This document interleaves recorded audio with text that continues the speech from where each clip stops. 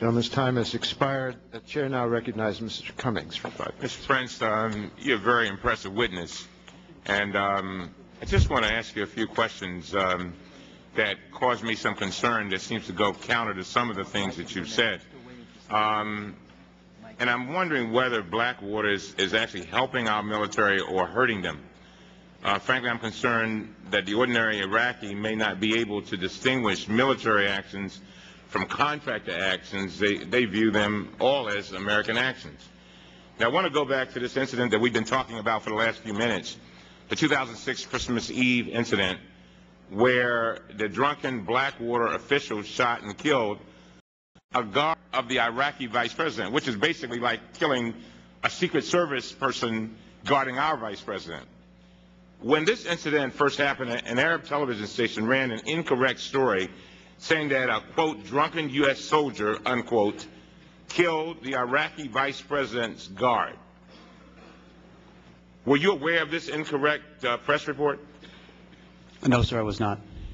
Of course, you can see how a media report like that makes it more likely that Iraqis will blame the United States military rather than Blackwater for the killing of the Iraqi vice president's guard. Again, equivalent of our vice president. Did Blackwater take any steps to inform the press that it was actually a Blackwater employee who killed the vice president's guard? By contract, we are not allowed to engage with the press. All right. And why is that? That's part of the stipulations in the WPPS contract. And this report aired, after this report aired, an official who works for you, and this is what really concerns me, and I just want to know your reaction to this, at Blackwater sent an email, this is an employee of yours, an email internally to some of his colleagues. He did not suggest contacting the station, I guess for the reason you just said. He didn't suggest putting out a press release, and he didn't suggest correcting the false story in any way. Instead, this is what the email said, quote, at least the ID of the shooter will take the heat off of us, meaning Blackwater. In other words, he was saying, wow, everyone thinks it was the military and not Blackwater. What great news for us. What a silver lining. Mr. Prince, you said in your testimony that Blackwater is extremely proud of answering the call and supporting our country.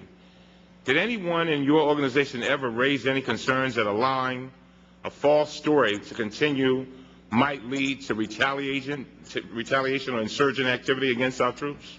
I don't believe that false story was in the media for more than a few hours. But the fact still remains that it was a false story, and we are trying to be supportive of the Iraqi government, trying to get this reconciliation, trying to make sure that they, as President Bush says that they stand up so that we can stand down. But at the same time, when these stories are put out, I think you would agree that the Iraqi people then say, well, wait a minute, this is the United States is supposed to be supporting our government. President Bush talks about how we have gone over to export democracy. Here is a very symbol, the vice president of the country killed by a drunken Blackwater employee, and yet and still it just seems to, you know, the question is then what lies in the mind of the Iraqi?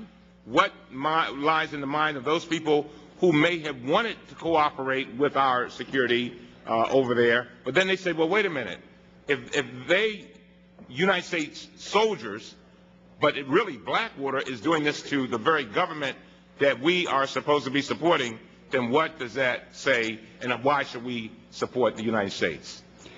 Fair question? Yes, sir. Look, I'm not going to make any apologies for the... I'm not asking you to make any apologies. You're the president of this company, is that right? CEO. CEO. Well, you're the top guy. You're one of the top guys, is that right? Pretty much, yes, all sir. All right. So I'm just asking you a question about what your policies are, that's all. We have clear policies. Whether the guy was involved in a shooting that night or not, the fact that he violated the alcohol policy with firearms would have gotten him fired on the spot.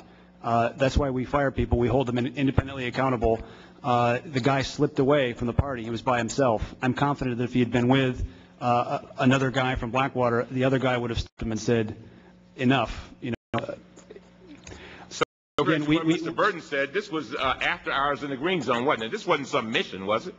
Correct. It was Right. on his, it was on his own time. And do you understand? It was a that- Christmas Eve party. And I've heard not a lot of complimentary things about what you all do, and I'm sure you do a great job. But it's not about what you do well. It's a question of when things go wrong, where is the accountability? And, sir, we fired him, we fined him, but we as a private organization can't do any more. We can't flog him, we can't incarcerate him. That's up to the Justice Department. We are not empowered to enforce U.S. law. Do you think more should be done? I'd be happy to see further investigation and prosecution by the Justice Department. Yes, sir. Thank you.